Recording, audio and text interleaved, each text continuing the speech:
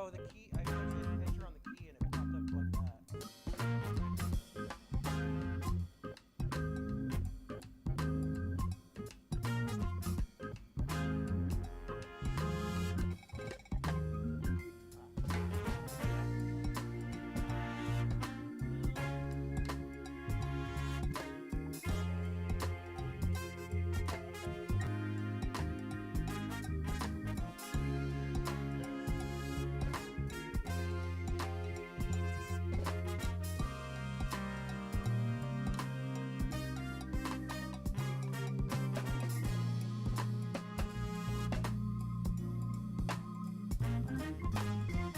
All right, welcome everybody to another episode of the Trivia Tavern.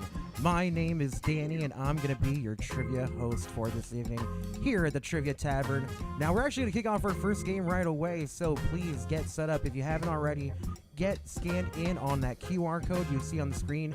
Now, you can also go to crowd.live and enter that code at the bottom. That's IGBEW if you want to play for your laptop. Once again, scan that QR code because you're going to be submitting those answers as we play along with everybody else that's watching. If this is your first time at the Trivia Tavern, the way it works is we're going to have 5 rounds tonight, with each round consisting of 10 different questions. Each round will be slightly themed, some more so than others. We're going to have a good time with it. At the end of every round, we'll have a winner for that round. And at the end of the evening, we'll have an overall winner, a Trivia Master, our Trivia Traveler of the Week. Now, speaking of Trivia Travelers, I have some Trivia Travelers with me in the studio this evening. Now, you won't be able to see them, but you will be able to hear them. I'm going to shout out our guys here real quick. Mike, give us a quick hello. Hello, everybody. That's Mike, and rocking with him tonight, we have Brian joining us. Good evening, everyone. Thank you, Mike and Brian. Mike and Brian are Trivia Travelers. They've played trivia with me at many a tavern, many a place. They flock sometimes under the name the Urinals because they always get number 1. Yes. Yes. I'm so glad that they remembered to do that. All right, Shell. So again, we're kicking off our first game of trivia now. You're going to see up on the screen, this first game is called the Masked Athlete because all of these questions are going to be about college sports mascots. Yes. They're going to be related to the college sports or the college that they the college that they represent. Going to be a little bit about the mascots themselves. So we're going to have some fun with it, talk about those trivia mascots. And again, at the end of the round, whoever has the most points is going to be our Trivia Tavern mascot. That's right. This one is for some big bragging rights. We might have a suit on the way, so we'll find out who's going to be our Trivia Tavern mascot. Now, if you want to play this game, all you have to do is scan that QR code that you see up there on the screen or go to crowd.live and enter that code IGBEW, and that will get you into the game. All right, we're going to kick off our game in just another 2 minutes. Now, if this is your first time playing, what I like to let everybody know is that the way that this game's going to work is it's going to be all multiple choice questions. Each question is going to have 4 possible answers to choose from, and you're going to want to choose the correct answer as fast as you can. The faster you choose your answer, the more points that answer will be worth. But if you don't know, it's always good to look at those answers because you can't miss too fast to get any of those points back. That's right. You want to make sure you're getting those answers correct because at the end of all 5 rounds, we will have that overall winner. So sometimes maybe you want to play the long game. All right, just over a minute until we kick off this first round of trivia. Again, this first round of trivia is all about college sports mascots. All right, we'll be right back in just a few seconds. Well, I'll be right back.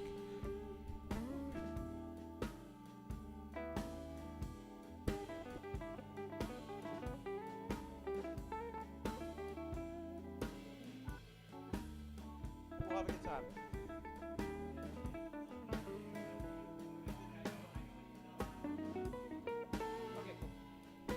All right, we're getting ready to kick off that first round of the game in just a second. Now, I do want to remind you, everyone's connection is going to be a little bit different.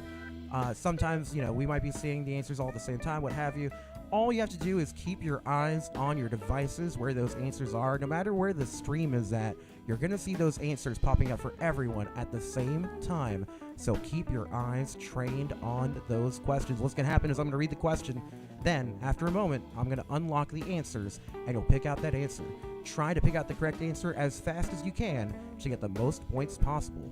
Now we are down to the last 5 seconds before we kick off our first round of trivia. Here comes our first question in 1 second. Here we go. All right, your first question of the night.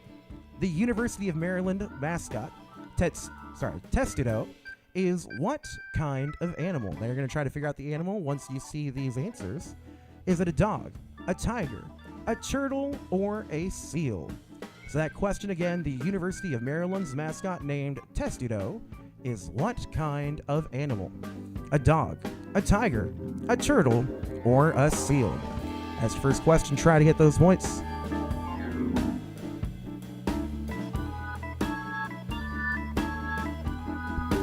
All right, now let's see what y'all answered. Now, the answers that were turned in, we had 27% of our answers for tiger, but 73%, 8 answers for turtle. Our correct answer was Testudo. Testudo is a turtle. That's right. Testudo is a turtle, and if you put down turtle, well, you got those points. So let's find out what our next question is. Question number 2. Which 2 SEC schools have a tiger for a mascot? Now you're going to see the schools. You want to make sure you get the right combination of those schools. Answers are Alabama and Kentucky, Auburn and LSU, Florida and Georgia, or Mississippi and South Carolina. So once again, which 2 SEC schools have a tiger for a mascot? Alabama and Kentucky, Auburn and LSU, Florida and Georgia, or Mississippi and South Carolina.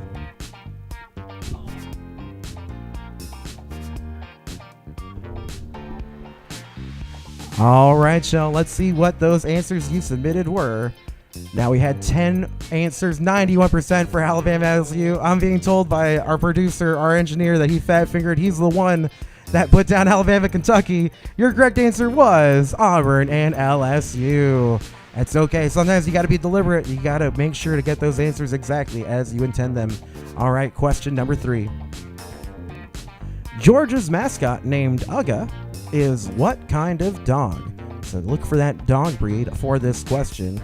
Is it a beagle, a bulldog, a husky, or a Labrador retriever?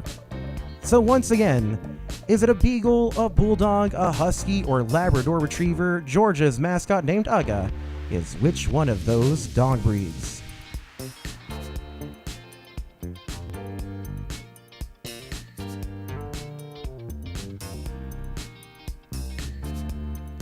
All right, folks. Now we got those answers in. We're going to find out what y'all put down. Here comes those answers you submitted. Now we did have most of our teams, most of our players guessing bulldog with 1 answer for husky. Uga is a bulldog. That's right. The Georgia Bulldogs is their mascot. So Uga is a bulldog. University of Georgia. That's why it's UGA. All right, teams. Question number 4. What is the name of the Ohio State University's walking Buckeye mascot? You might have saw it in the open. Let's see what those answers you can guess are. Is it Barry, Buffy, Brutus, or Bucky? Once again, what's the name of the Ohio State University's walking Buckeye mascot? Barry, Buffy, Brutus, or Bucky? Tell me which one it is. You're going to get those points.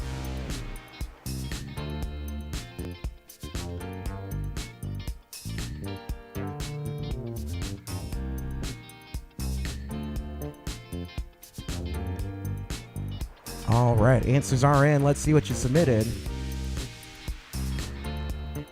Yes, there we go. One sec. There's my button. All right, we had 82% of our guesses for Brutus, 18% for Bucky. The correct answer this time is Brutus. Brutus is the name of that mascot. All right, we're going to do our fifth question and see what our mid-round rankings are. Question number 5. Arizona, Kentucky, and Villanova each share which mascot nickname? Now, what mascot nickname do those schools share? Is it the Bobcats, the Panthers, the Tigers, or the Wildcats? Once again, Arizona, Kentucky, and Villanova each share which mascot nickname? The Bobcats, the Panthers, the Tigers, or the Wildcats? Tell me which one they all share. You just might get those points. Ooh, I'm sweating up here. That's the only thing is like I do get very sweaty. All right, y'all. Answers are in. Let's see what you put down. 91% for the Wildcats because that is the correct answer. Wildcats are correct answer. Let's go ahead and check in, see how people are doing so far for our mid-round rankings. Now, Mike, you're killing it with 468 points, but Brian just 7 points behind you, and EXICP only 2 points behind. So it's still really close. It's only a difference about 13 points or 11 points between first and third, and a lot of y'all are doing really well. So let's get into question number 6. All right, question number 6. Bucky Badger is the name of a mascot from a school in which collegiate athletic conference? So this time I want you to name the conference that features the mascot Bucky Badger. Is it the Big 10, the Big 12, the SEC, or the Pac-12? So once again, Bucky Badger is the name of a mascot from a school in which collegiate athletic conference? The Big 10, Big 12, SEC, or the Pac-12?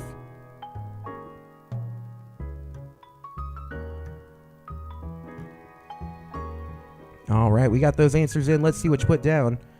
This one's starting to get a little bit more choppy. We have 73% for the Big 10, 2 answers, 18% for the SEC, and 1 for the Pac-12. Your correct answer would be the Big 10. Big 10 was your correct answer. Big 10 is the one we're looking for. Brian, do you know who Bucky is? Who's he's the mascot for? I believe that is the University of Wisconsin. Now you guys see why I had Brian and Mike come in. They are my college sports experts. So this game was a little bit chosen for them. Let's see how they continue to do. We'll see how it continues to go, though. We do have some harder questions coming. All right, question number 7 for you. Handsome Dan. Oh, I like that name. Handsome Dan is the name of the mascot of which Ivy League school? So, which school is it between these schools? Is it Harvard, the University of Pennsylvania, Princeton, or Yale? That's right. Handsome Dan is the name of the mascot of which Ivy League school? Harvard, University of Pennsylvania, Princeton, or Yale? I feel good when my sports mascot guys start shaking their heads. I'm like, this is at least a harder question for them. All right, let's see what y'all put down. All right, good split this time. 2 answers, 18% for Harvard, 1 for Pennsylvania, 6 for Princeton, and 2 for Yale. This time, the majority did not have it because it's Yale. Yeah, Handsome Dan is the name of the mascot for Yale. All right, we got some knee slapping going on. Let's see what happens with because question. both your sports guys missed that question. Yeah, both of our sports guys did not get that one. So, hey, maybe it's anyone's game once we get to the end of this round. All right, teams, clue number 8. Which Pac-12 school has a tree for a mascot. You're going to name the school from the Pac-12 that has a tree for a mascot. Your answers are Oregon, Stanford, USC, and Washington. Once again, which Pac-12 school has a tree for a mascot? Oregon, Stanford, USC, or Washington?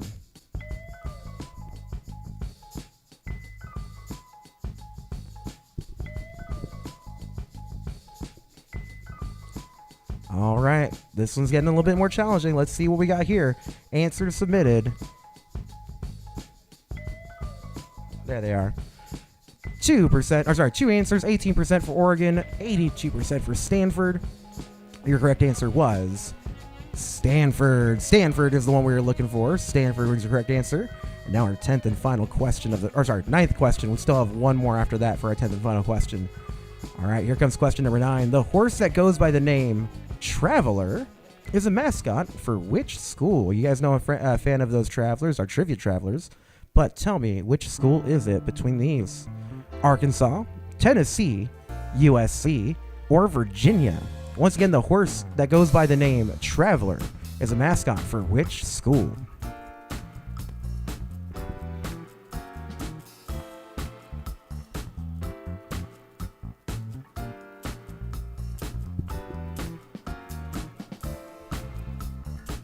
All right, answers almost locked in. Answers are now locked in.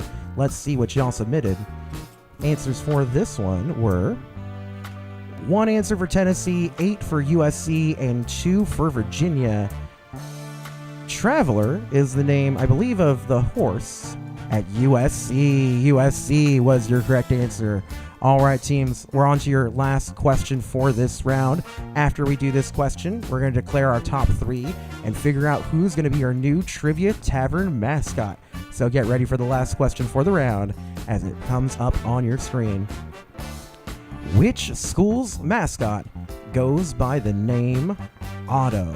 Now you're going to see those answers to choose from popping up right now. Florida, Oklahoma, Penn State, or Syracuse?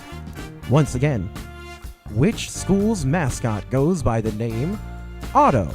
O-T-T-O. Is it Florida, Oklahoma, Penn State, or Syracuse? All right, just a few seconds left for that final question of the round. All right, let's see what that final question answers, the ones that you submitted, were. All right, we had 2 answers for Oklahoma, 1 for Penn State, and 8 answers for Syracuse.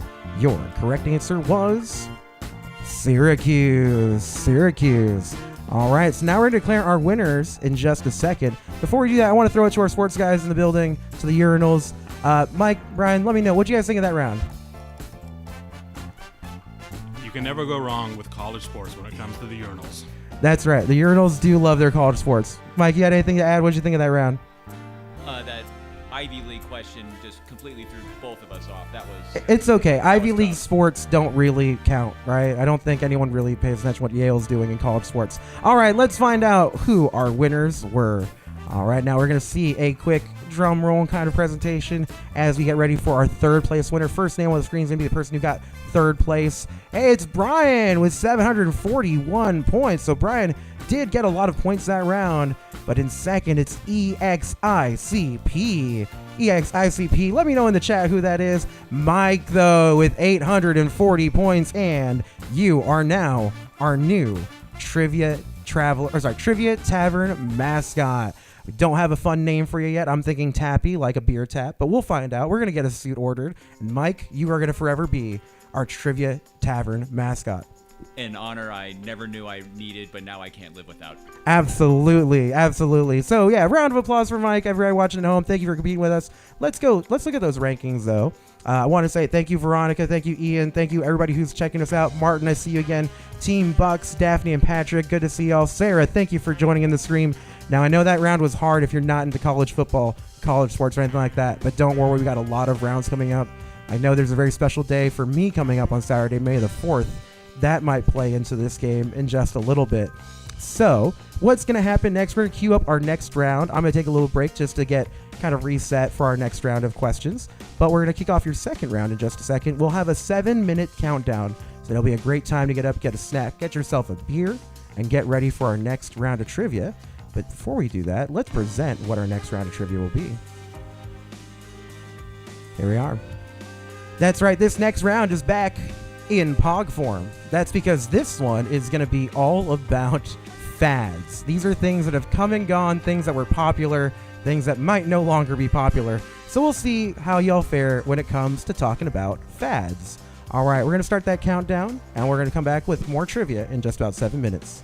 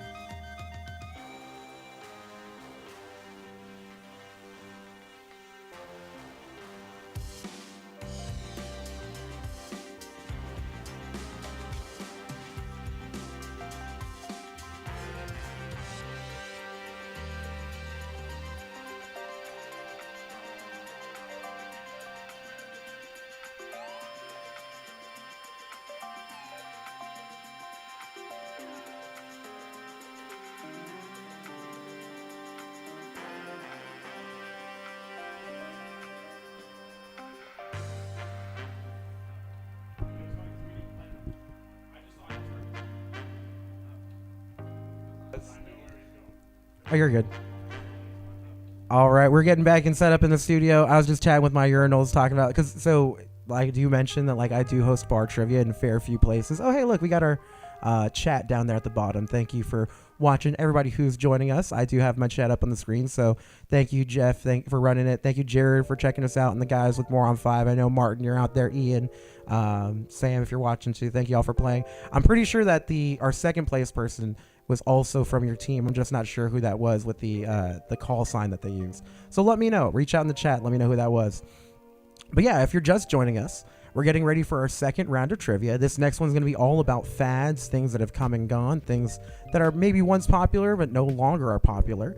If you want to get into this game, you can just scan that QR code that you see up on the screen, or you can go to crowd.live and enter the code E59YD. That's E59YD at crowd.live. But if you scan that QR code, it'll take you right to the room to play the game. All right, y'all. So we were just reminiscing. I did mention I played and host trivia in some other places, of other taverns. There's places you can find me. And the Urinals have played with me at several of those locations. Anytime I say their name, it's the whole name, isn't just the Urinals. It is the Urinals, because we always get number one. Yes. And you have to hold the S, because we all know what that sounds like. So yeah, it was just so fun, because that's what we do every time we're at the bar. And so as soon as I said it, I was like, I wonder if they will. And then they both leaned in to do it. It made my night over here. So yeah. Anyways, as we get ready for our second round, I want to remind you, at the end of the game, we're going to have an overall winner. So keep collecting those points. Keep playing for all of our rounds. There will be 4 more rounds, all about different varieties of topics. And there will be an overall winner, or you can just win one of our rounds to get some publicity, because every time you win a round, you're going to get a funny title that I've made up. Our last round, we had our trivia tavern mascot, which was Mike. This next round is all about fads, things that have come into fashion and gone out of fashion. So whoever wins the round this time will be the fattest of the fad, because they know their fads. All kinds of fun stuff coming up for you in this round. Now, if you haven't got set up, please do so. Get ready to get those answers in. If it's your first round playing, remember that the faster you get your answer in, the more points you'll get. The more points you get, the higher your total points will be at the end of the round. Now, there are always little differences in our connections, so always keep an eye on the device where you're getting those answers in, because you're going to see the answers change maybe faster on there than you see them change on the stream. If you're playing along, just make sure to do that, because that'll make sure you get the best chance to get those answers in. As always, you can never strike out and still get those points. So always want to make sure, if you don't know the answer, try to come up with your best guess. But if you know that answer, seek it out, get it in, because the faster you do, the more points. All right, we'll be back in just a moment to kick off round number 2.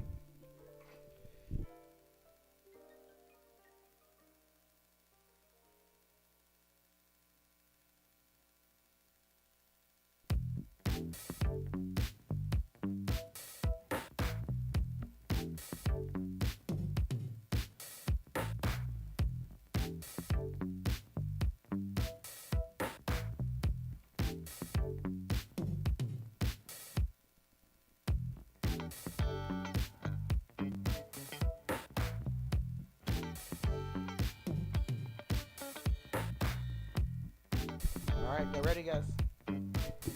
All right, we are almost ready for our second round of trivia. Now, again, if you haven't gotten signed up, get clicked up, scan that QR code, go to crowd.live and enter that code E59YD. That's crowd.live E59YD. Or scan that QR code. Either one will get you set up for the game. Remember, the faster you get your answers in, the more points you get. The more points you get, well, the better your score will be at the end of the round. At the end of the round, we are giving out our winner prize of a fun nickname, the fattest of the fad, for this round. But also, you're trying to collect those points so you can be our trivia traveler at the end of the game. All right, first question coming your way in 15 seconds. So make sure you are set up on that crowd per site to get your answers in. All right, now we're going to have that first question coming your way in 5 seconds. All right, here comes your first question. What is the common name for this handheld toy, which took over schools and offices alike in the 2010s? All right, now you're going to see those answers, and here they come. Is this a whirly twirler, a tic-tacker, a gadget mover, or a fidget spinner? Once again, what is the common name for this handheld toy, which took over schools and offices alike in the 2010s? Whirly twirler, tic-tacker, gadget mover, or fidget spinner?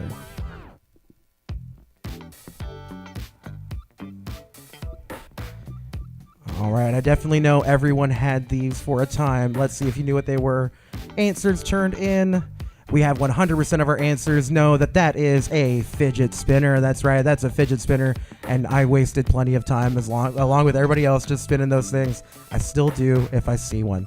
All right, your next question coming your way, number 2, is what inanimate object triggered a pet craze in the United States in the 1970s? Answers coming your way. Was it a rock, a pencil, a clock, or a screw?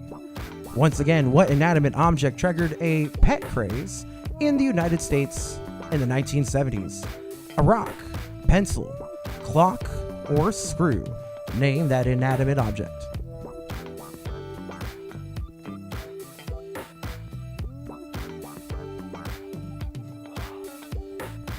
Oh, you know, let's see what those answers are. Let's see. All right, 100% of our answers are for rock. That is because our correct answer is, in fact, that pet rock. Also, I had one person in the chat realize that I think that as a strange trivia name that I didn't know earlier was maybe an internet connectivity problem. If you were a member of the internet connectivity problems back at Second Chance Beer Company, thank you for joining, and I hope that you are doing well. All right, Shell, here comes your third question for the round. Which of these companies, known for creating several toy fads. Oh, I have another question that has music that I need to go and change something really quickly. 2 seconds.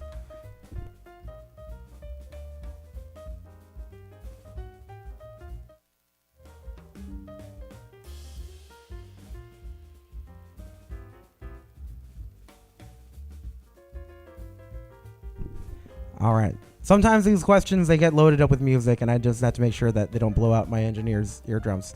Let's do that again. Which of these companies, known for creating several toy fads, invented the hacky sack brand foot bag? Oh, I cannot turn that down.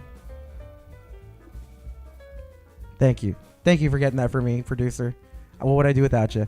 All right. Answers available. Is it Hasbro, Whammo, Jax, or Playmate Toys? Once again, which of these companies, known for creating several toy fads, invented the hacky sack brand foot bag? Was it Hasbro, Whammo, Jax, or Playmates Toys? Oh yeah, these will definitely get harder as we go through the game. All right, answers turned in. Let's see what you put down. Now we did have a split here. 5 answers, 42% for Hasbro, 42% as well for Whammo, and 2 answers for Jax. Your correct answer was Whammo. Whammo was the name of that company. Whammo, makers of all those fun toys. All right, teams, question number 4. What does the O stand for in POG, the colorful disc-based stacking game that took the 1990s by storm? Yes, I included it in the title, so you knew I was going to have to include it here in the questions. What does the O stand for in POG? Is it object, over, orange, or opposites? Once again, what does the O stand for in POG, the colorful disc-based stacking game that took the 1990s by storm? Was it object, over, orange, or opposite?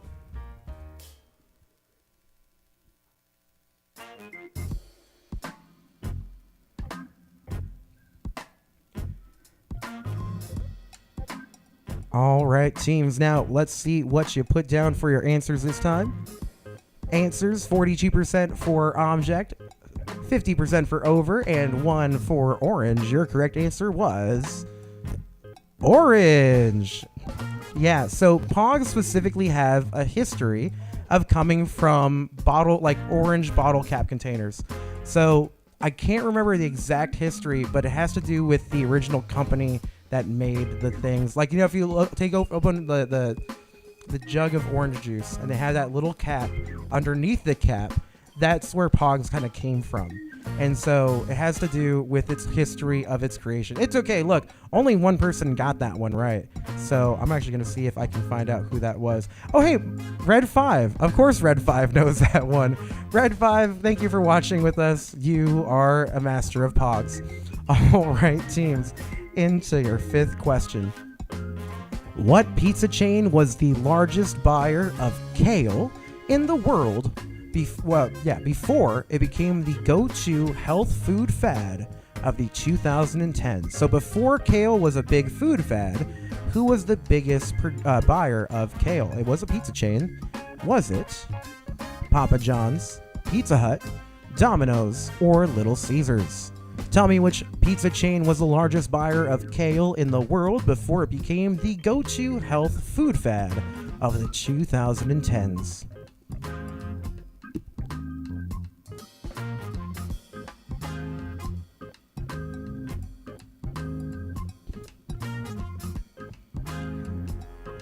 All right, I got those answers in. Before we get to the answers here, Red 5 let us know in the chat that POG actually stands for papaya, orange, guava, because those are the juices that would have those caps underneath them.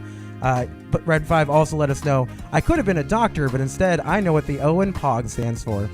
All right, thank you, Red 5. Answers for this question were 45% for Papa John's, 27% for Pizza Hut, 1 answer 9% for Domino's, and 2 answers 18% for Little Caesars.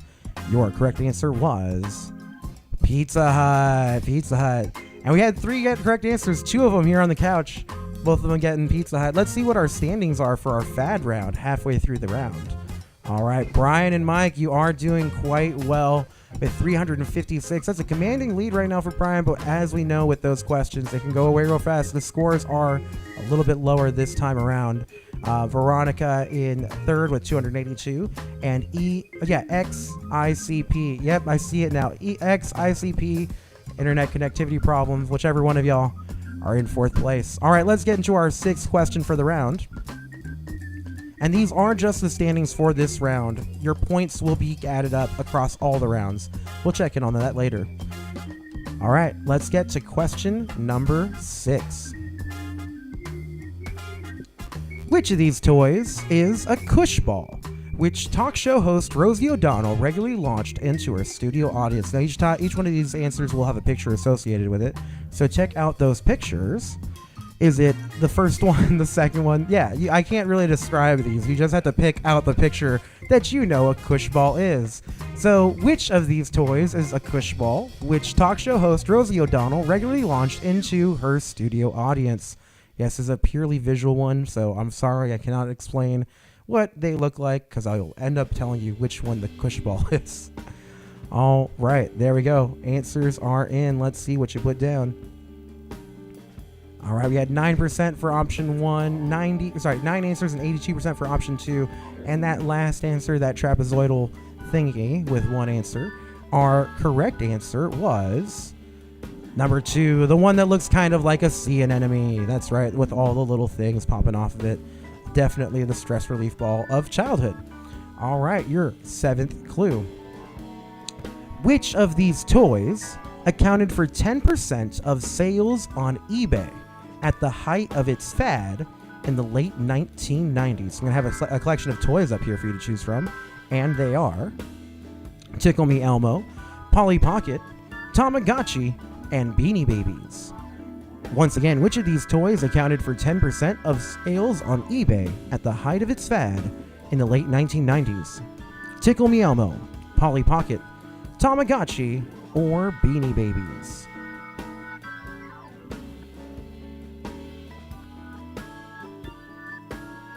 All right, answers are in. Let's find out what you put down. Now, we did have 71% for Beanie Babies with answers for Tamagotchi and Tickle Me Elmo. Your correct answer was those Beanie Babies. Beanie Babies, yeah, accounted for 10% of all the things sold on eBay at the height of their fad in the 90s. All right, question 8. Who claimed that Big Mouth Billy Bass's use of his song Take Me to the River earned him more in royalties than any recording of the song itself? So who said this about the song used for the Big Mouth Billy Bass? Was it Smokey Robinson, Otis Redding, James Brown, or Al Green? Once again, who claimed that Big Mouth Billy Bass's use of his Take Me to the River earned him more in royalties than any recording of the song itself? Smokey Robinson, Otis Redding, James Brown, or Al Green? Tell me who it was. You've got about 4 more seconds left. All right, let's see what you submitted for the answers this time. Good split this time. 4 answers for Smokey Robinson, 6 for Otis Redding, 1 for James Brown, and 3 for Al Green. Your correct answer, maybe you knew that Al Green is the one who recorded that version of the song. Now, that song has been recorded by a handful of artists, but the one that claimed that about the royalties was Al Green. All right, 2 more questions to go. Question number 9. Which shoe brand created these ubiquitous 2000s bracelets as a tribute to disgraced cyclist Lance Armstrong's fight with cancer? A lot of stuff going on in that question, but your answers turned in. Our answers available for you are Nike, Puma, Reebok, and Adidas. So once again, which shoe brand created those ubiquitous 2000s bracelets as a tribute to disgraced cyclist Lance Armstrong's fight with cancer? Hero for fighting cancer, not a hero for the other stuff that he did. But, you know, everybody's got... We all contain multitudes, but was it Nike, Puma, Reebok, or Adidas for that question? All right, answers are in. Let's see what you put down. All right, now we did have 69% of the answers. Nice. For Nike, 1 answer for Puma, 2 for Reebok, and 1 for Adidas. Your correct answer is Nike. Nike was the one that made those yellow wristbands. All right, we're on to that last question of the round again. Last question. After we do this question, we will have our top 3 standings and declare the fattest of the fad. Here we go. Here comes your last question for round number 2. Which of these slang phrases is commonly considered to be the first fad expression in American history? Yes, I'm looking for the first fad expression in American history. Answers include behind the 8 ball, catch 22, 23 skidoo, and a stitch in time saves 9. So once again, which of these slang phrases is commonly considered to be the first fad expression in American history? Is it behind the 8 ball, catch 22, 23 skidoo, or a stitch in time saves 9?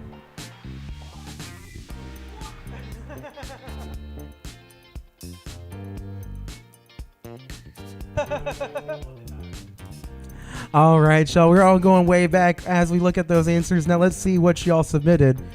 Now, we got a good split this time. 4, 5, and 5. Catch 22 getting 4 answers. 23 skidoo with 5 answers. And another 5 answers for a stitch in time saves 9. Let's see what our correct answer was. It's 23 skidoo. 23 skidoo. Yeah, I only know it as that like old-timey saying you want to say when something's kind of like cool or fun or hip or something like that. But yeah, 23 skidoo is actually the first fad expression or first like hip bit of slang to really take off in American history. All right, so with that said, it's time to declare our winners. Now this one, we did have a lot more split, a lot less points flying around. So we'll find out who our top 3 are next. All right, here we go. Third place with, how many points is it? 562 points for Veronica. Way to go, Veronica. You moved up from 4th to 3rd in that round. In second place with 611, getting on the board both grounds. It's Brian, 611 points. And XICP with 632 points. Not that many points ahead of you, Brian. Yeah, only, let's see, 21 points separation between Brian and XICP. Looks like, Brian, you might be having some internet connectivity problems.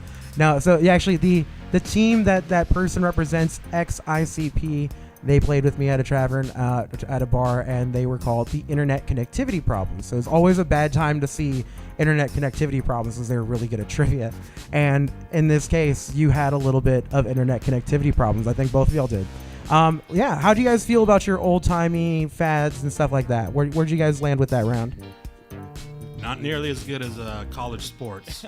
But I do want to say, I thought I was playing against an ex-member of the Insane Clown Posse. Oh, that would be really crazy. I don't think an ex-member of the Insane Clown Posse would have that kind of a score when it came to remembering anything, but we'll see. How about you, Mike? What did you think of that round? Going back to that Lance Armstrong question, it's amazing he had the ball to do what he did. Oh man, such an incredible story of perseverance and overcoming cancer, and then, squandering all the goodwill that he had acquired. It's hard, doping is around in that sport a lot, but also, we respected him because he was like our hero. And then, I don't know, it's a very complicated thing. All that being said, these are our standings for round 2. Now we're going to check in and see what our overall standings will be at the end of the next round, because we're going to have 3 more rounds. We'll do 1 more round, then we'll check in our overall standings, and then 2 more rounds after that. But let's talk about our next round, because our next round, I alluded to it earlier, Saturday is an important day for a lot of nerds out there like myself. It is May the 4th. So this next round I like to call a few moments from now in a trivia not too far away, because it's happening right now, right here in front of you. But this one is all about Star Wars. That's right. Sarah, thank you. Sarah just showed up for the Star Wars round. She getting in the chat. Bryn, thank you. That's who's playing with us. The Intergalactic Crispy Potatoes, the internet connectivity problems. ICP can be a lot of things, but not that ICP. But Bryn, thank you for checking us out. Sarah, thank you for playing with us as well. I'm really excited. I hope you crush it here in the Star Wars round, because I love Star Wars. So that round is going to be kicking off in about another 7 minutes. Going to start that countdown. We're going to do a little stretch. Now's a great time to get up, get that snack, do what you got to do, and we'll be back with your next round of trivia in 7 minutes.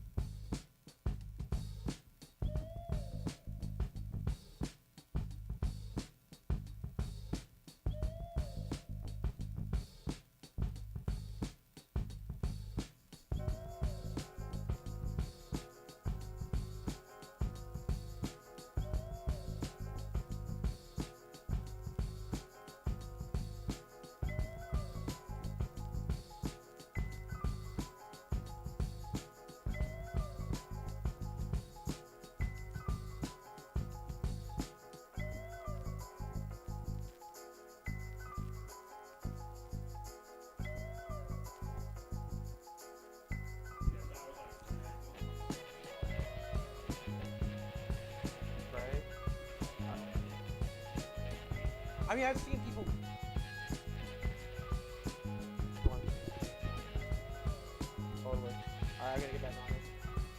All right, y'all. We are 4.5 minutes away, and I just wanted to say thank you, Veronica, as well for playing with us. I now know who it is playing with me at Bottle Rocket. They play for the team Anything for Salinas, and it's one of my favorite trivia team names to read. If you've ever seen Selena, the movie, you need to correct that. And if you have, you know exactly the scene I'm thinking of. But we're kicking off our next round, and speaking of movies, that's right, this next round is all about the Star Wars films. It's going to be a little bit more of like identifying characters and things of that nature, but there might be some other fun stuff along the way. So, as we get ready for it, I'm going to give you guys the recap of just kind of how the rounds work. If you're just joining us, every round, each question, you're going to have a time limit to get those answers in. Each question will also be multiple choice. The faster you make your selection, the more chance or the more points you can earn, and the most points at the end of the round will win that round. However, there is always that chance that you might want to look at those answers, because if you get that answer wrong, you cannot go back and change your answer. You cannot miss fast enough to get those points back. So play however you'd like. I do want to remind you that everyone's connection is a little bit different. So if you want to make sure you're seeing the answers as fast as possible, keep your eyes looking at the device where you submit those answers as you get ready to answer the questions. I'll read each question to make sure you have a chance to hear it, and then open up those answers so you have a chance to find out your answer. All right, 3 minutes away as we get ready for our next round. I'm going to ask our guys, our urinals, Star Wars. Is Star Wars one of your fandoms? Is it one of your things? It was. I got into it pretty young. The first Star Wars movie I actually saw was Return of the Jedi, and it made no sense to me when I was like 8 or 9 and had to go back and watch the rest to be like, oh, that's why Han Solo was frozen in carbonite. Yeah, it does not make a lot of sense if you don't watch them in the right order. But at the same time, too, there's like 3 right orders to watch them in now. Brian, how about you? Are you a Star Wars guy? Star Wars, my first memory of my childhood is being 2.5 years old and seeing A New Hope in 1977 in the drive-in in a station wagon with my parents. So absolutely, I grew up with this 100%. Heck yeah, I love that answer. That's special. I got choked up hearing that. Turn them up. That's what I was. Yeah. And if you just figured out, we do have some people in the studio this week. I have some trivia travelers joining me. These are the urinals because they always get number 1. Yes. I did that right as Mike snuck away, so I was like, I watched him like scamper back. I need to make sure we hit our mark. So they're joining us in studio. If y'all want to join us in studio, if you guys know me, reach out. We'll make sure we have some fun with it. All right, we're kicking off our game in just another minute and a half-ish. Again, every round is going to have its overall winner or its own winner, and then at the end of the night, we're going to have an overall winner. I got myself a little confused. But that's right. Every round will have a winner. At the end of the night, we're going to have an overall winner. So for this round, whoever gets the most points, whoever wins, is going to be the fastest hunk of junk in the galaxy, because this is a speed game. I have a feeling we've got a lot of people who really love Star Wars getting ready for this round. Martin letting us know he watched Star Wars in the drive-in theater many, many times. Brian, I think you get along really well with Martin. I appreciate everybody, though, who's checking us out and watching, because we're all part of the same flock, the trivia flock. I know I love trivia, and I know y'all do too, so thank you all for checking us out and playing with us. Just out of curiosity, Danny, why couldn't the winner of this category have been the scruffiest-looking nerf herder? The scruffiest-looking nerf herder. That's also a fair one.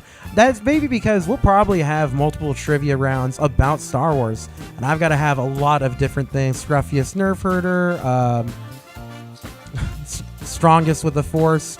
I'm not sure all of them yet, but we're going to definitely have a lot of Star Wars come in, because there's a lot of Star Wars to celebrate throughout the year. All right, 30 seconds left as we get ready for this round. Now, don't forget, if you're getting ready, you want to get those answers in as fast as you can to get the most points. I'm going to read the question, give you a beat, and then we'll open up those answers for you to pick out your selection. Guys on the couch, are y'all ready for our Star Wars round? Absolutely. May the Force be with us. That's right. May the Force be with you indeed. All right, first question for the round coming your way in 1 second. What diminutive Jedi Master rides on Luke Skywalker's back during his training on Dagobah? Now, answers should open for you right there. And then answers are Yada, Yoda, Yodo, and Yo-Yo. So there might be a little bit of trickeration here, because you need to make sure you see the right answer.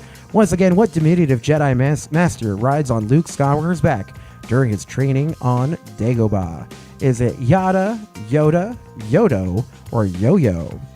All right, I'm just going to make a quick change over here on my screen as we get ready for those answers. Let's see what y'all put down. 100%, 15 of our answers for Yoda. That's because Yoda is the correct answer. That's right. Y'all know that Jedi is Yoda. Yoda, one of my favorite Jedis of all time. Now, let me make sure I have this next question set up. Just one moment.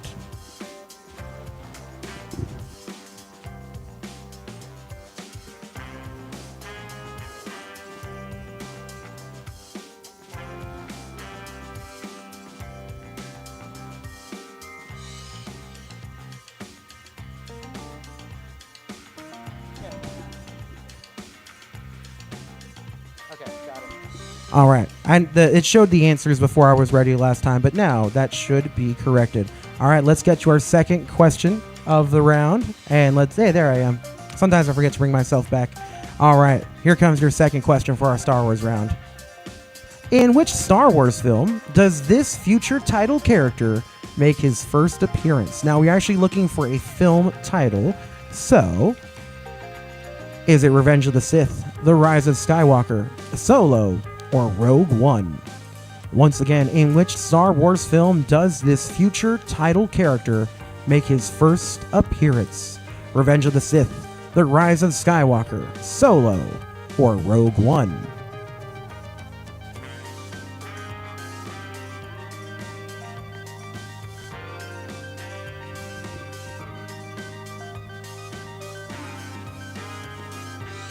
All right, let's see what those answers y'all submitted were. Now we had 10 answers for Rogue One, 3 for Solo, and 1 for The Rise of Skywalker. The name of that character is Andor, and they debuted in Rogue One. That's right, the in-between-quel. One person, he's the drummer for Nirvana, right? All right, y'all, we are jumping into your second question for this round. Question number 3. To what ancient order of the dark side does this iconic Star Wars character belong? All right, tell me what that ancient order is. Is it the Rakata, the Jedi, the Sith, or the First Order? Once again, to what ancient order of the dark side does this iconic Star Wars character belong?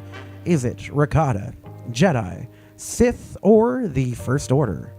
Also, per the last question, Rogue One, criminally underrated movie. Absolutely, one of my favorite Star Wars films. It's really rare where you get a sequel, in-between-quel, or prequel that makes the other film better, but Rogue One, I genuinely believe, makes Episode 4 a little bit better. All right, y'all, here comes your answers for this one. 93% of you knew it was a Sith. 1% of y'all said it was a Jedi, but the correct answer was the Sith. Once you turn to the dark side, you are usually a slave to the Sith. That is what, the standard and order and all that Vader, Palpatine, and all those guys subscribe to. All right, question number 4. What species is this walking carpet partner of Han Solo? That's right, we're looking for the species this time. Answers available for you are Ashaftan, Cephalon, Ewok, and Wookiee. Once again, what species is this walking carpet partner of Han Solo? Ashaftan, Cephalon, Ewok, or Wookiee?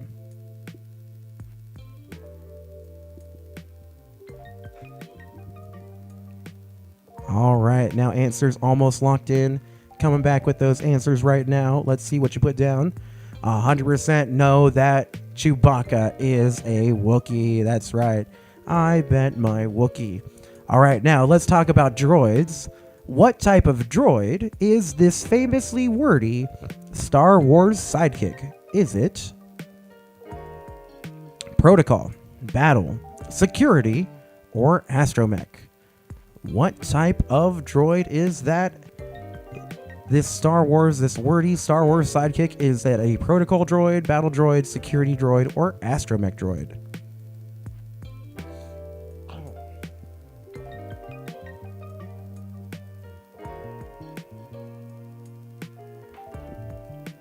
All right, I got your answers, and after this, we'll do a little halfway through the round check-in with our points.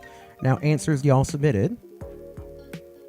100% of the answers going to protocol. That's because C-3PO is a protocol droid. Looks like we're going to have to make these Star Wars questions a little bit harder for you because you guys are crushing it with the Star Wars trivia. Let's see how we're doing so far through this round.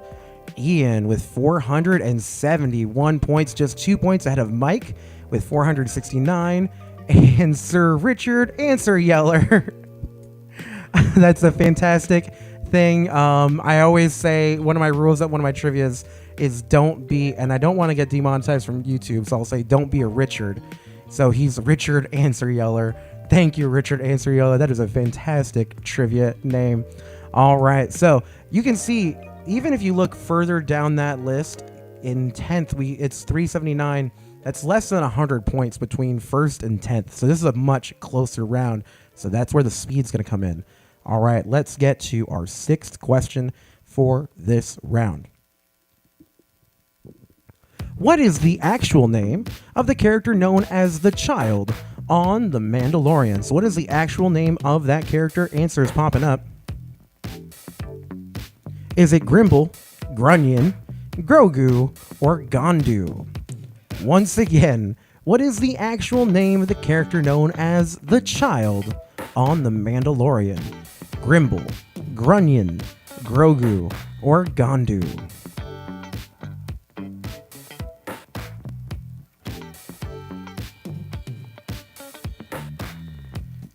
All right, I got those answers. Let's find out what you put down. 1 answer for Grimble, 1 for Grunion, and 1 for Gondu, but 12 for Grogu, because Grogu is the name of the child. Not gonna lie, I think Star Wars would be a lot funnier if his name was Grunion, but Grogu is the name of the child. All right, question number 7. This disfigured fellow warns Luke Skywalker that he's wanted in blank systems in 1977 Star Wars. So fill in the blank with the answers. Is it 10, 11, 12, or 13 systems? So once again, this disfigured fellow warns Luke Skywalker that he's wanted in blank systems in 1977's Star Wars. Is it 10, 11, 12, or 13 systems that character is wanted in? All right, those answers are in. Now, I believe that character is Dr. Evazan, hangs out with Ponda Baba right before Ponda Baba loses an arm. Let's see what y'all answer. Now, we had a little bit of a variety here. 1 for 10, 4 for 11, 8 for 12, and 2 for 13. Dr. Evazan is wanted in 12 systems. That's right. It's wanted in 12 systems. Yes, right. 12 systems. And then Obi-Wan helps his friend lose some weight. Is a polite way to say that. All right, teams. Now into question number 8. Han Solo claimed that this iconic Star Wars ship made the legendary Kessel Run in 12 blank. Now fill in that blank, and here come your answers. Is it 12 seconds, 12 parsecs, 12 leagues, or 12 days? So once again, Han Solo claimed that this iconic Star Wars ship made the legendary Kessel Run in 12 blank. Was it 12 seconds, 12 parsecs, 12 leagues, or 12 days? Tell me which one it was. You might get the points.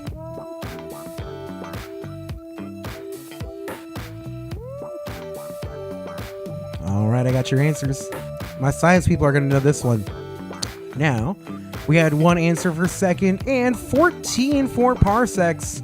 The correct answer is parsecs. Parsecs is your correct answer.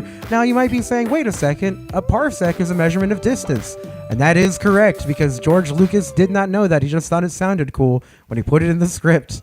Yeah. So it's a fun thing. So then they just found out a cool way to say it later. Apparently the Kessel Run takes place on the outside of a black hole. So you measure the distance to the center of the black hole to sound really impressive. If any of that made sense, you're my people. All right. Into question number 9. Question number 9 for you. All right. Now I want to know the name of this character. Who is the leader of the Naboo city of Ota Gunga? All right, that's right. I got a prequels question for you. Let's see what those answers are. Is it Boss Blast, Boss Crass, Boss Nass, or Boss Fass? Once again, who is the leader of the Naboo city, Oto Gunga? Is it Boss Blast, Boss Crass, Boss Nass, or Boss Fass? What's the name of that character? Tell me. You got a few seconds left to do so.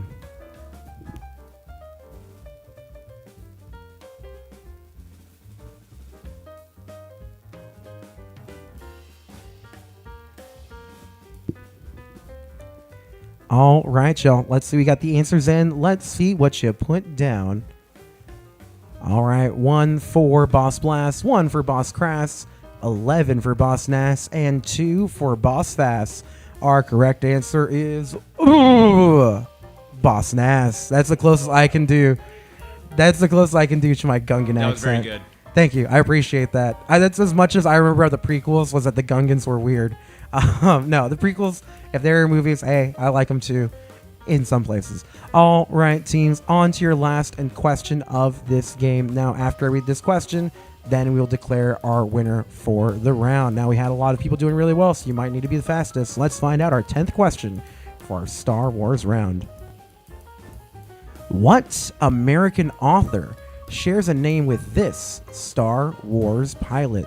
So name the author that shares a name. Is it Nathaniel Hawthorne, Mark Twain, Ralph Waldo Emerson, or Edgar Allan Poe? Once again, what American author shares a name with this Star Wars pilot? Nathaniel Hawthorne, Mark Twain, Ralph Waldo Emerson, or Edgar Allan Poe? Less than 10 seconds left for that final Star Wars question.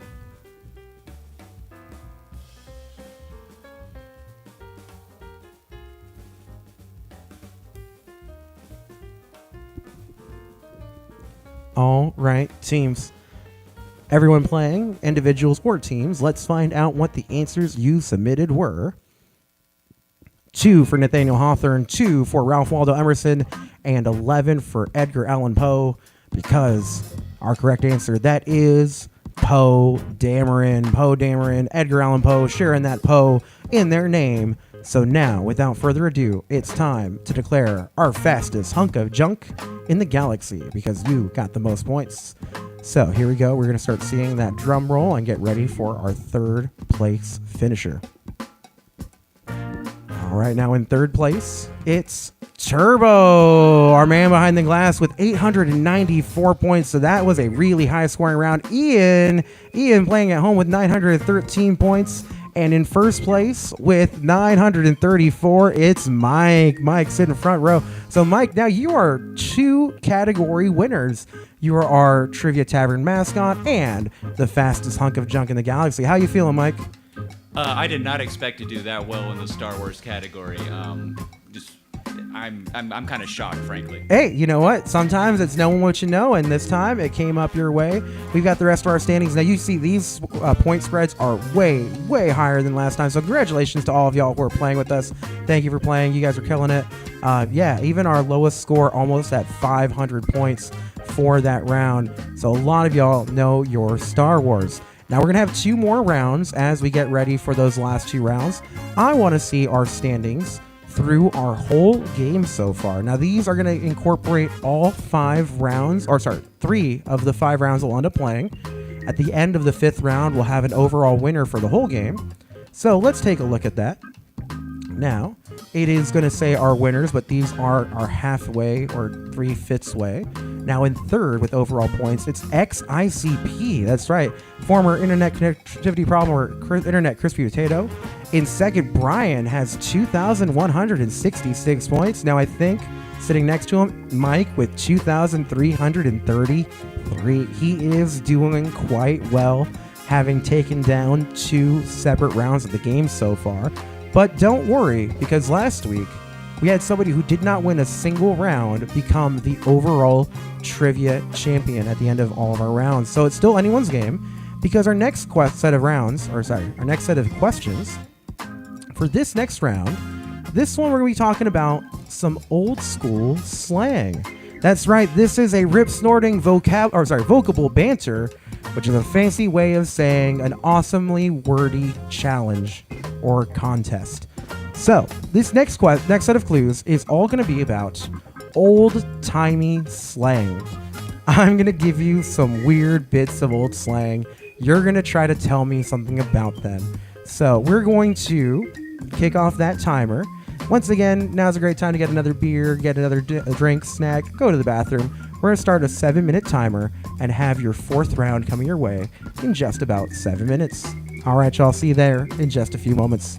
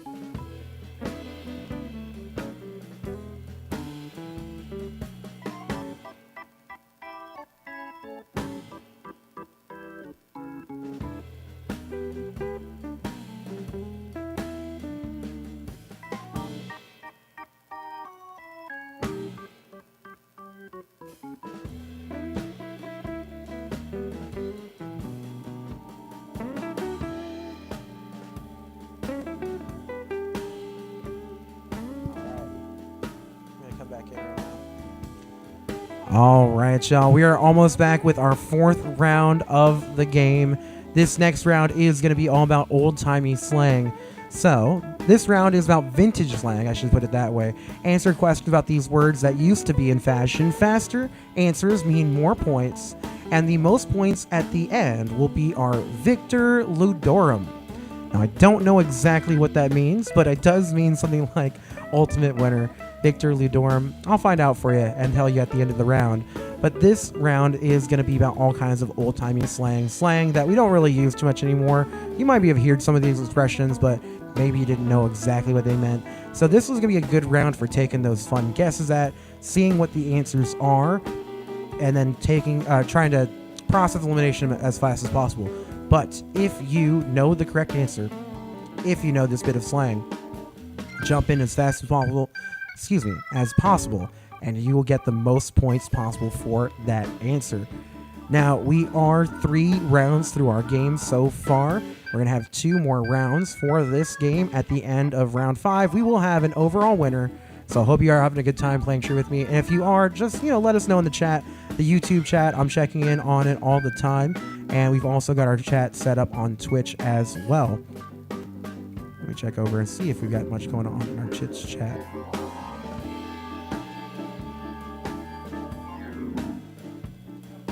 Okay, cool. All right, y'all. Yeah. So we're getting ready for round number 4. And yeah, if you're having a good time, if you're enjoying it, make sure you are liking and subscribing to the Trivia Tavern on YouTube, the Trivia Tavern on Twitch. Make sure you're following. We're going to be doing this game for sure every Tuesday night at 7 o'clock. Going to be live playing every week with different friends, different themes, whatever I feel like asking you that week. That's what we're going to be playing with. So, we got another round of trivia coming your way. Now, if you haven't gotten into the game yet, now is a great time to do so. Scan that QR code in the corner of the screen, or go to crowd.live and enter the code GWBKS for this game. Now, once you get into the game, it does carry you through every round that we do. But if you haven't gotten into the game yet, now is the time to do so. Scan, join, play. Now, every round, I'm going to have 10 multiple choice questions. Each question, the faster you get your answer in, if you get it right, the more points you'll accrue. The most points at the end of the round will be named the winner for the round, and at the end of round 5, we will have that overall winner for the most points throughout the night. So thank you for playing Trivia with me, and we're kicking off our next round in just about 90 seconds.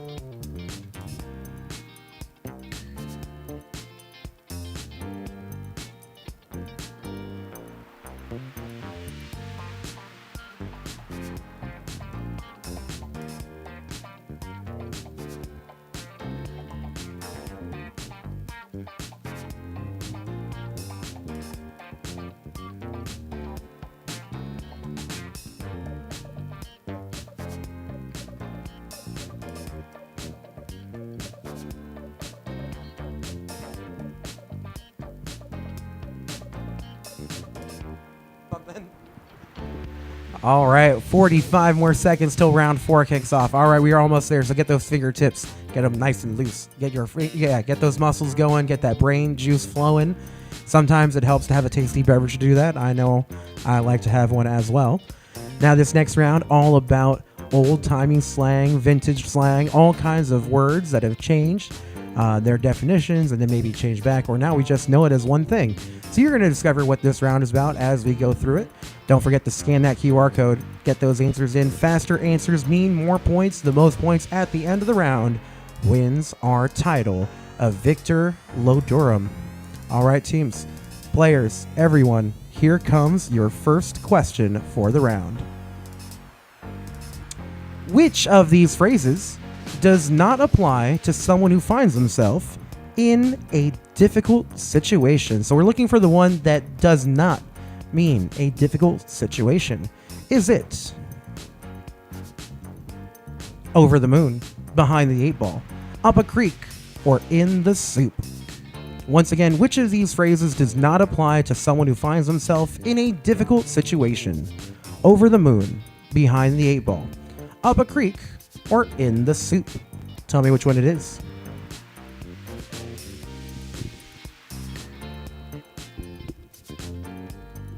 All right, we got those answers in. Let's see what you put down. Answers submitted, 13 answers, 93% for over the moon, with one answer for up a creek. Your correct answer would be over the moon. That's right. Over the moon generally means you're really thrilled, really excited, really happy about something, so you're over the moon about it. Up a creek without a paddle is usually a very specific creek, one that does not smell good, and I will not get into it more than that for fear of YouTube demonetization. All right, into question number 2. What does it mean if something or someone is said to be a gas? So, between the answers I'm about to give you, tell me which one it is. Is it wonderful, expensive, elusive, or problematic? Once again, what does it mean if something or someone is said to be a gas? Is it wonderful, expensive, elusive, or problematic?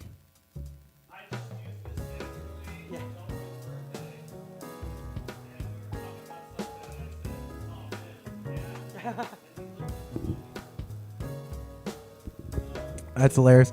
Our producer is telling me about someone not knowing this expression when it was just naturally used. So let's see if you know what's a gas. Answers turned in were 11 answers, 79% for wonderful, and 3 answers, 21% for problematic. Your correct answer, if it's a gas, it's wonderful. Wonderful was your correct answer for that one. All right, question number 3 coming your way next. Someone who's a real square and boring would be called blank. Now choose from these answers to fill in that blank. Someone who's a real square and boring would be called Trig, Mulligan, Button Down, or Boss. Once again, someone who's a real square and boring would be called blank. Is it Trig, Mulligan, Button Down, or Boss?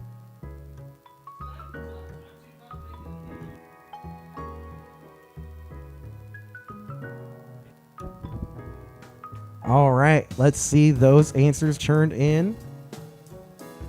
All right, 93% for Button Down with just 1 for Mulligan. Yeah, if you're a square, you're a real button down kind of person. Button Down was the one we were looking for. All right, we are on to that 4th question. All right, what French painter was synonymous with the 1990s slang used to mean that something looks good from afar, but is a hot mess up close? All right, now, answers to choose from are Degas, Monet, Renoir, or Cezanne. Once again, what French painter was synonymous with the 1990s slang used to mean that something looks good from afar, but is a hot mess up close? Degas, Monet, Renoir, or Cezanne. All right, name that painter. You might get those points. Now, answers turned in were 1 for Degas, 13 for Monet, and your correct answer was Monet. Yes, Monet was your correct answer. I only know this one from a film from the 90s called Clueless. That's right, Clueless. They say, he's a total Monet. It's like, or she's total Monet. Really beautiful from afar, but a hot mess when you get up close. All right, clue number 5. Let's see what it is. What would someone have done if they were accused of dropping a dime? Now let's see those answers for dropping a dime. They are informed the police, sold drugs, dumped their partner, or lost their money. Once again, what would someone have done if they were accused of dropping a dime? Did they inform the police? Did they sell drugs? Did they dump their partner? Or did they lose their money? Tell me which one means dropping a dime from those answers. Just 2 more seconds. All right, let's see what you turned in. Then we're going to do our mid-break rankings. 93% of our answers were for informed police. Your correct answer was, in fact, informing the police. All right, I think this one now means one, but used to mean the other. Yeah, I think this one did used to mean a different thing, but that is probably the most common expression or common version of it that I'm familiar with. Now, here come our mid-round rankings. Yeah, we did have a competitive round up to this point. Yeah, we have in 3rd place, Sir Richard Answer-Yeller with 434 points. Just another 3 points ahead of them. It's Sarah. Sarah, you're killing it this round. Way to go, Sarah. And in 1st place with 454 points, a total of 17 points ahead of 2nd place, it's Artichoke Me Daddy. Artichoke Me Daddy did win some of our rounds last week, so welcome back, and way to go, Artichoke Me Daddy. You're doing really well as we get ready for the second half of this round. Sarah, Sir Richard, and everyone else, it's still anyone's game because we have 5 more questions for this round. Let's see how you're doing. All right, now, let's get to question number 6. Usually after you get through the halfway, they do spike up a little bit in difficulty. So here comes question number 6. In the 1940s, someone who could blank, would be a ducky shin cracker and a dead hoofer if they were terrible. So blank, if they did it well, there'd be a ducky shin cracker, and if they did it terribly, they'd be a dead hoofer. Now let's see what those answers are. Answers available are run, sing, swim, and dance. So in the 1940s, someone who could blank well would be a ducky shin cracker and a dead hoofer if they were terrible. Is it run, sing, swim, or dance? Tell me which one it was. You just might get those points.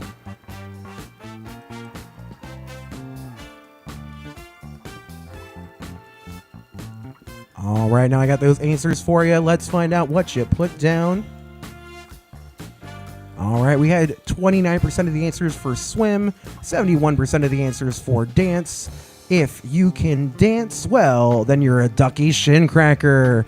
If you dance terribly, like myself, then you are a dead hoofer. At least that's what you'd be called in the 1940s. Good thing we're not there. All right, into question number 7. Question number 7 is up next. What is the post-Civil War pejorative that refers to an outsider who seeks success or influence where they don't live? So identify the term and tell me which one of these terms mean that. Is it homesteader, gimcrack, persimmon, or carpetbagger? Once again, what is the post-Civil War pejorative that refers to an outsider who seeks success or influence where they don't live? A homesteader, gimcrack, persimmon, or carpetbagger? Just 5 seconds left for those answers. Let's see what you put down. Answers turned in were 86% for carpetbagger, 1 for gimcrack, and 1 for homesteader. Your correct answer was carpetbagger. Carpetbagger. Now that's a word that I'd heard for a long time before I was doing the research for this game and realized that that was exactly what that meant. That's what a carpetbagger is, and now you know. All right, question number 8. Here we go. What sport popularized 1980s slang terms like tubular, gnarly, and radical? What sport am I looking for? Answers available are skiing, surfing, archery, and climbing. So once again, what sport popularized 1980s slang terms like tubular, gnarly, and radical? Skiing, surfing, archery, or climbing? 10 more seconds for those answers.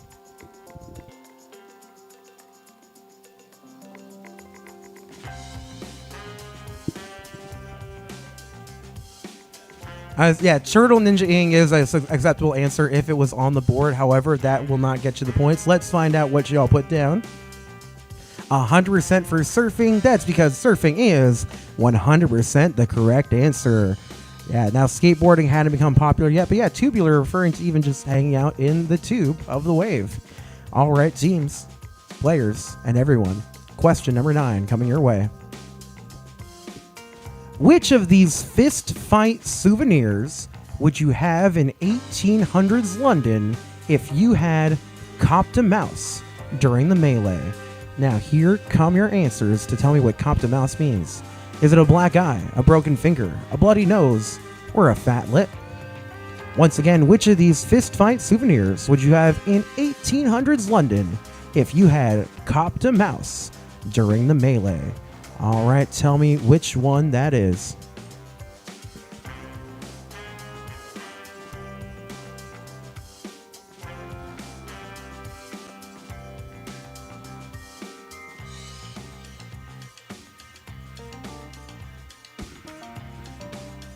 All right, now here come those answers for question number 9.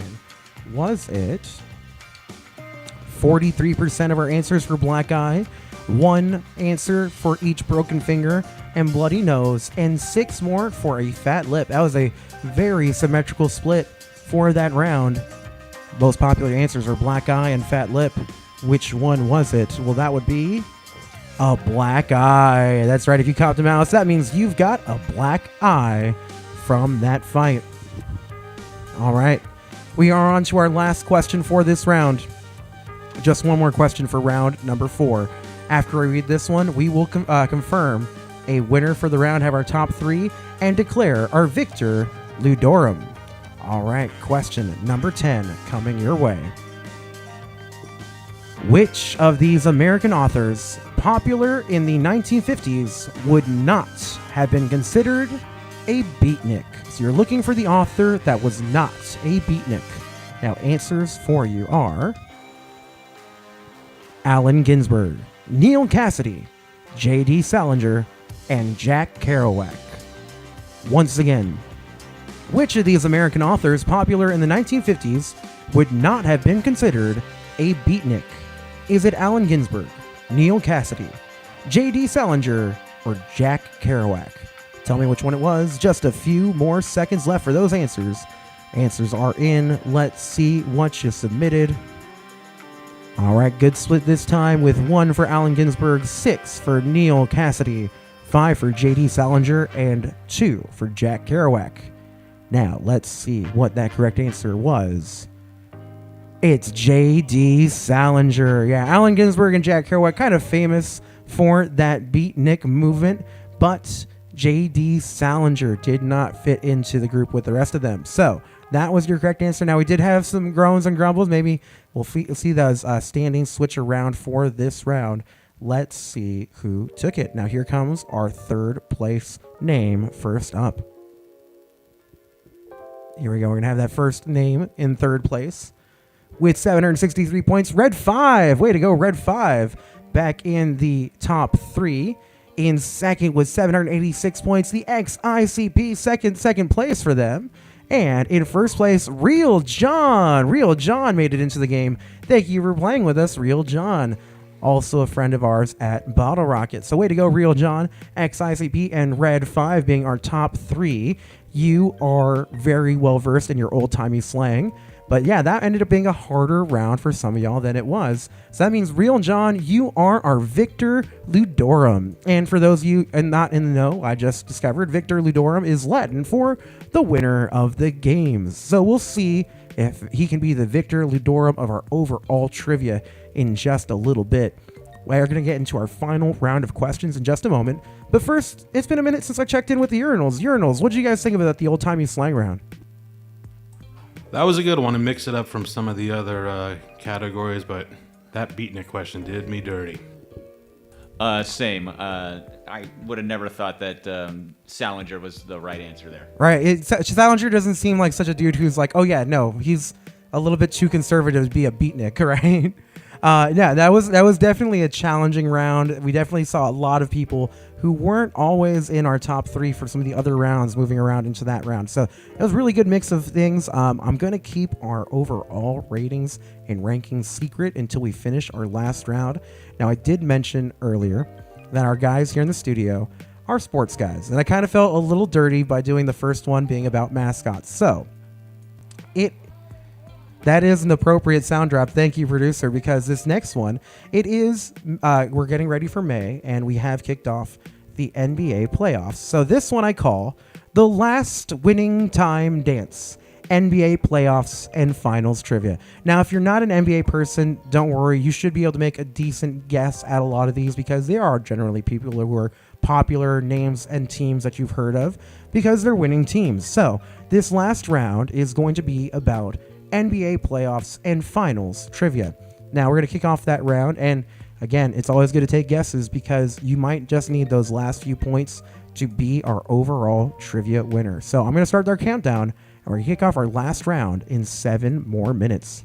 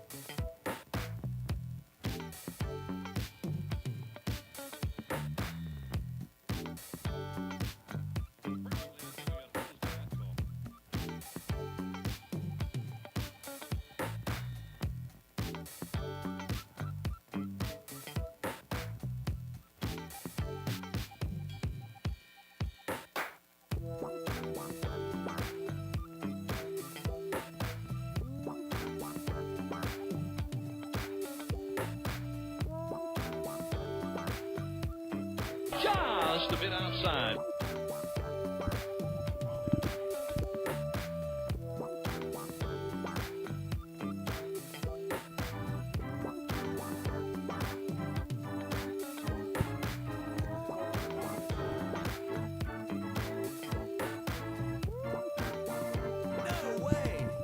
All right, Shell. We are 5 minutes away from our last round of trivia. Now, as we get ready for this last round, this is a great time to remind you, if you haven't already, please like and subscribe on our YouTube page.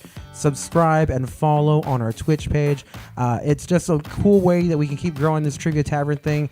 I want to make sure that we're still doing this and having fun with it. So if you all know me, feel free to reach out. Let me know.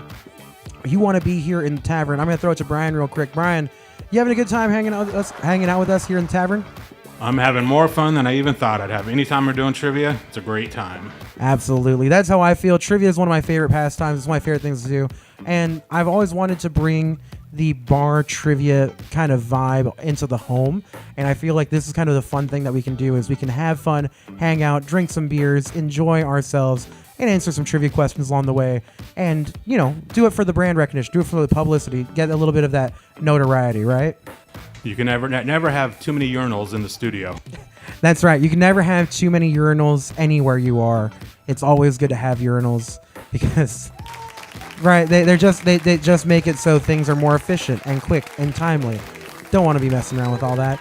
All right, y'all. We are almost into our last round of the game.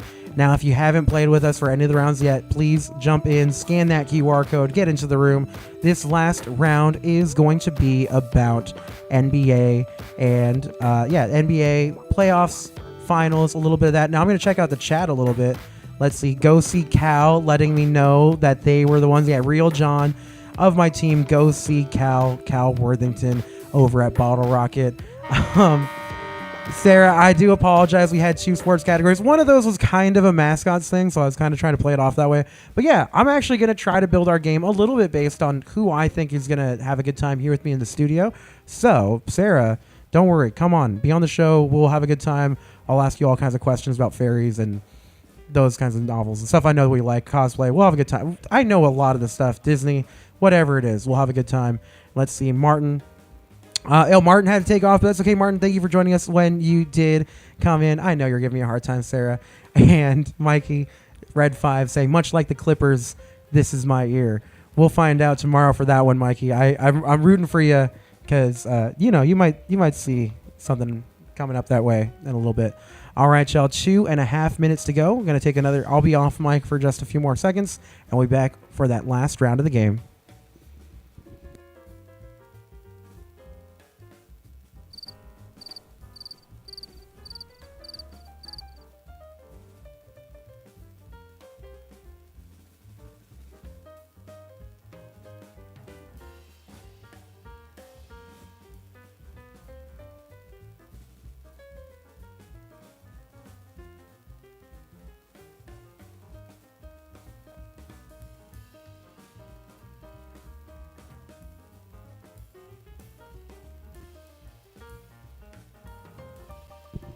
All right, so I'm not going to say what they are yet, but I'm looking at our overall standings for the end of the game, and we're talking about the difference of, let's see, less than 700, 600, yeah. No way! Less than 600 between first and 7th place. And so, yeah, we have a lot of teams, players doing really well. The person who actually has the most correct answers is not in first place. And that's where that time difference really comes in. So the faster you get those answers, the more points you get. It's a really small difference. So let's see what happens. Now, again, these last 10 questions will be about the NBA playoffs and finals, a little bit about the playoffs, a little bit about the finals, all kinds of questions in between. We're going to be talking about teams, players, all kinds of stuff. All of them multiple choice, which once again means the faster you get your answer in, the more points you will have for that answer. Now, again, you can't get it wrong and get those points back, so the faster you go is better for those points. However, if you don't know, maybe take a second to look over the answers and make your best guess, because the most points at the end of all of the rounds will be our overall winner. And the winner of this round, what did I come up with? This will be our basketballer and shot caller. Whoever wins this round will be the basketballer and shot caller of the night. Now, we are into, yes, there it is, swish. We're almost there. Almost into our last question. If you want to get in, there is just a few more seconds to get into the game. Scan that QR code. Go to crowd.live with the room code 4RTT3 to get those answers in. Now just 10 more seconds away for our first question about the NBA. I love those sounds. I never get tired of just the pageantry around sports. All right, here comes our first question of the round. What team beat the Chicago Bulls in the 1986 playoff game in which Michael Jordan scored 63 points? So we're looking for the team that still managed to win in that game. Now, answers available are the New York Knicks, the Philadelphia 76ers, the Boston Celtics, or the Atlanta Hawks. Once again, which team beat the Chicago Bulls in the 1986 playoff game in which Michael Jordan scored 63 points? Was it the Knicks, the 76ers, the Celtics, or the Atlanta Hawks?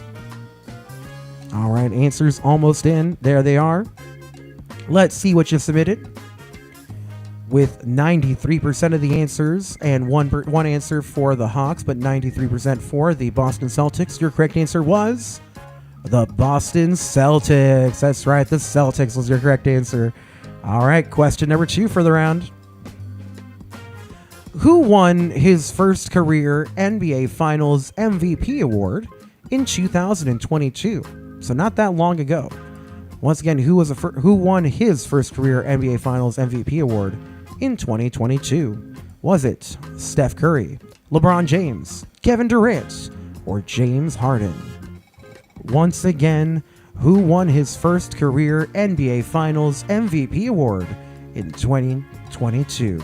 Was it Stephen Curry, LeBron James, Kevin Durant, or James Harden? All right, 5 more seconds for those answers.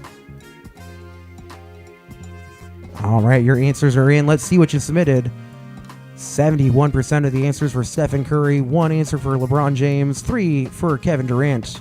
Your correct answer would be Steph Curry. That's right, Steph Curry, famously taking it on the trolls right after that game. All the people said he would never win another one without KD, but he at least got that one and got the MVP for that year. All right, question number 3. Sarah, wait, am I a basketball expert? She's all of a sudden having a very crazy realization as she's 2 for 2. Also, fun fact about Steph Curry. Steph is not his first name. Oh, what's Steph Curry's first name? Wardell. Wardell. Every day we're learning stuff here at the Trivia Tavern, right? There's a lot of great basketball, like just in general, sports names that are just fantastic to learn about. All right, y'all. Question number 3. Who slammed home this alley-oop from Kobe Bryant in the 2000 Western Conference Finals? You can kind of see them in the GIF, but kind of can't. So let's do that one more time. Who slammed home this alley-oop from Kobe Bryant in the 2000 Western Conference Finals? Was it Tim Duncan, Shaquille O'Neal, Alonzo Mourning, or Dikembe Mutombo? Once again, who slammed home this alley-oop from Kobe Bryant in the 2000 Western Conference Finals? Tim Duncan, Shaquille O'Neal, Alonzo Mourning, or Dikembe Mutombo? All right, tell me which player that was. You just might get some points.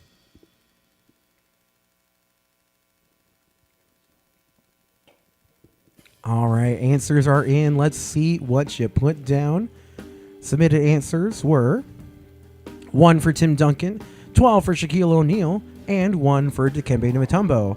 Your correct answer was Shaquille O'Neal. Shaquille O'Neal was your correct answer with 12 correct answers for that one. I'm going to check in with our chat real quick. One person in our chat, Red 5, saying that they wish that they were a little bit taller. They wish they were a little baller, or not a little baller, as it were. All right, let's go to question number 4. How many consecutive NBA players did John Stockton make as a member of the Utah Jazz? Yeah, this one you can take. But how many consecutive NBA appearances did John Stockton make as a member of the Utah Jazz? All right, answers for this one are 10, 12, 16, 19. Once again, how many straight NBA appearances did John Stockton make as a member of the Utah Jazz? Was it 10, 12, 16, or 19?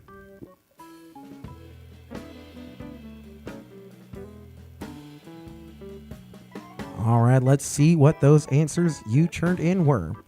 All right, we got a better spread this time with 2 answers for 10, 5 for 12, 4 answers saying 16, and 2 answers saying 19. How many straight NBA playoffs was it for John Stockton? Your correct answer was 19 consecutive NBA playoff appearances. That is insane. I did not know that until I was doing the research for this question. But yeah, that is crazy. Now, that doesn't necessarily mean that they were starting, but that, who knows? We'll go look into it. You'll find out how dope John Stockton was. All right, do one more question, and then we'll have our mid-round break to see our standings. What team did the Cleveland Cavaliers beat in LeBron James' very first playoff game in 2006? What team did the Cavaliers beat in LeBron James' first playoff game? Answers include the Phoenix Suns, the Oklahoma City Thunder, the Miami Heat, and the Washington Wizards. I'll read that to you again. What team did the Cleveland Cavaliers beat in LeBron James' very first playoff game in 2006? The Phoenix Suns, the Oklahoma City Thunder, the Miami Heat, or the Washington Wizards. All right, name that team. You have just a few seconds left. Here we go. Answers are in. Let's see what you submitted. Another deep spread with 2 for the Suns, 1 answer for the Oklahoma City Thunder, 5 for the Miami Heat, and 6 answers for the Washington Wizards. If you know what conference the Cavaliers play in, that'll help you a little bit. Your correct answer was the Washington Wizards. The Washington Wizards was your correct answer. All right, let's see our mid-game rankings as we get ready for the second half of this round. Ian with 400 points in first place. In second with 348 points, it's Mike here in the studio. And in third with 294, it's Anana. Yeah, very good. Way to go, Anana.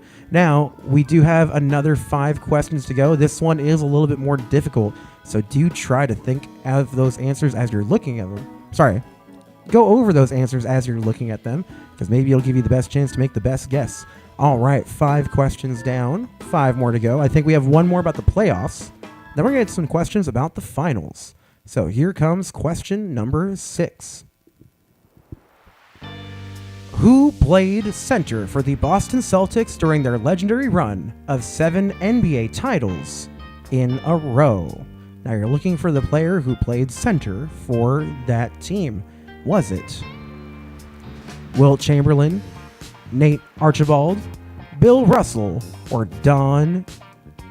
I can't read that name from here. Don Chaney, thank you. Once again, was it Wilt Chamberlain, Nate Archibald, Bill Russell, or Don Chaney who played center for the Boston Celtics during their legendary run of 7 NBA titles in a row?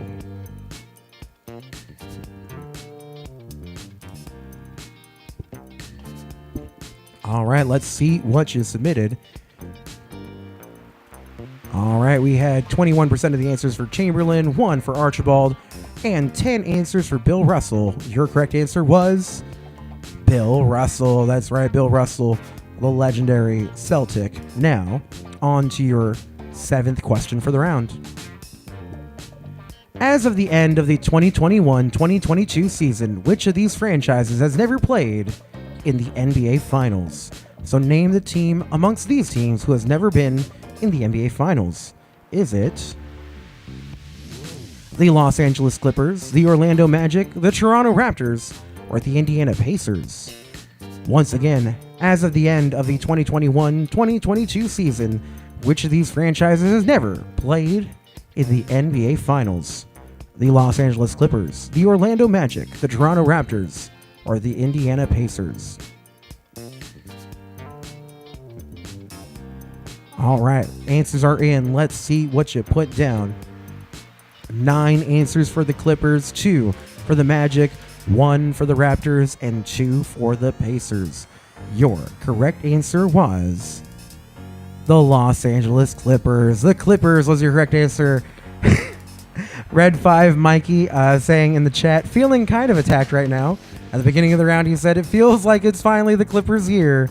And I had this question already loaded up just to, rub it in his face.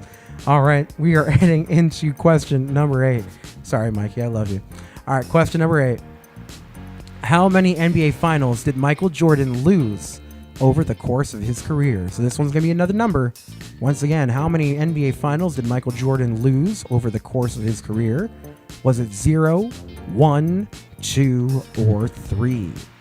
Read that to you one more time. How many NBA Finals did Michael Jordan lose over the course of his career? 0, 1, 2, or 3? All right, give me that answer. You're going to get some points if you get it right.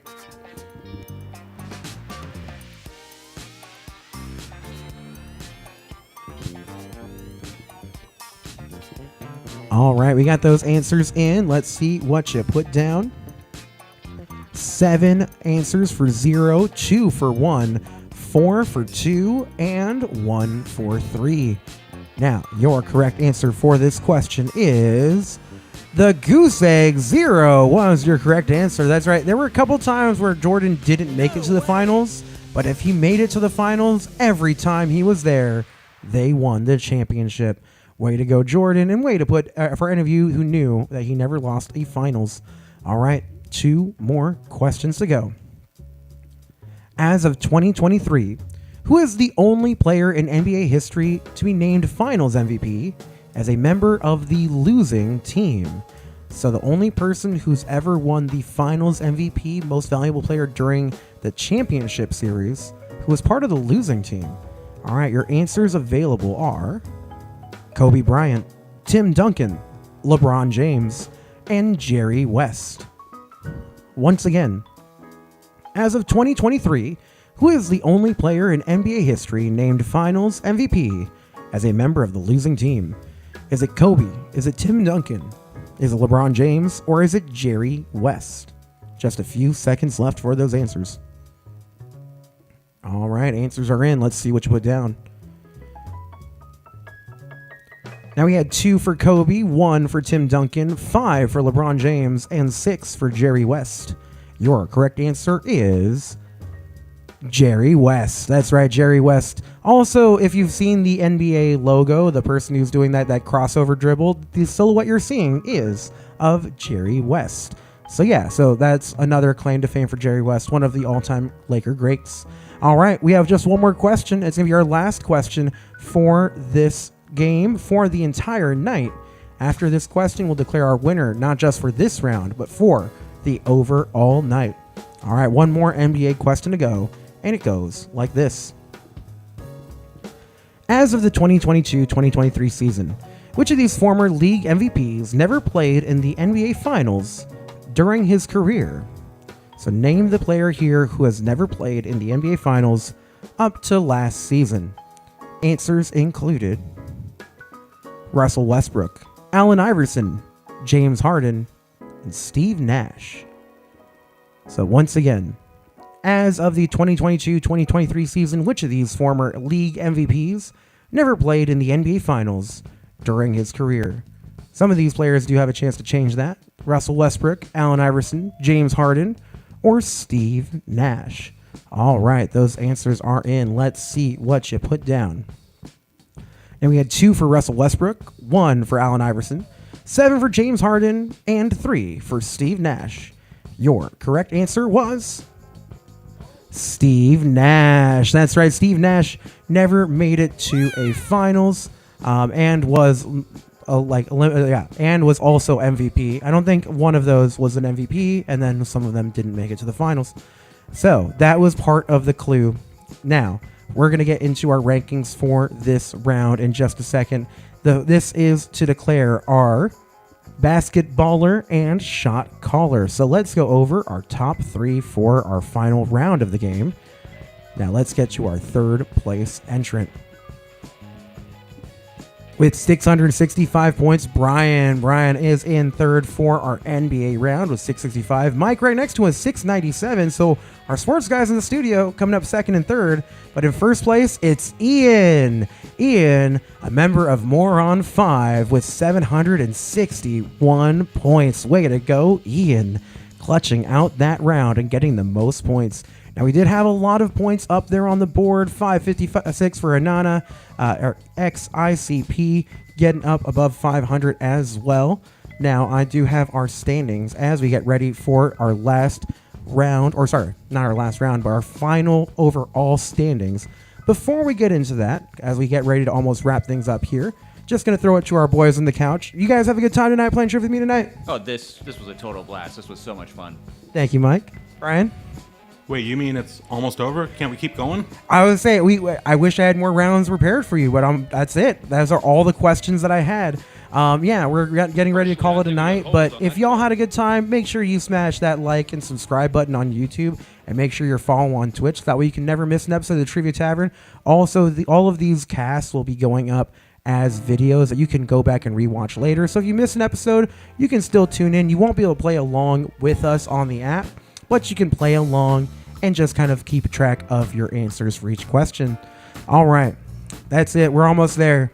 Now it's just time to declare our overall winner. So, first off, I want to thank everybody who came out and played with us. Ian, you're our basketball and shot caller.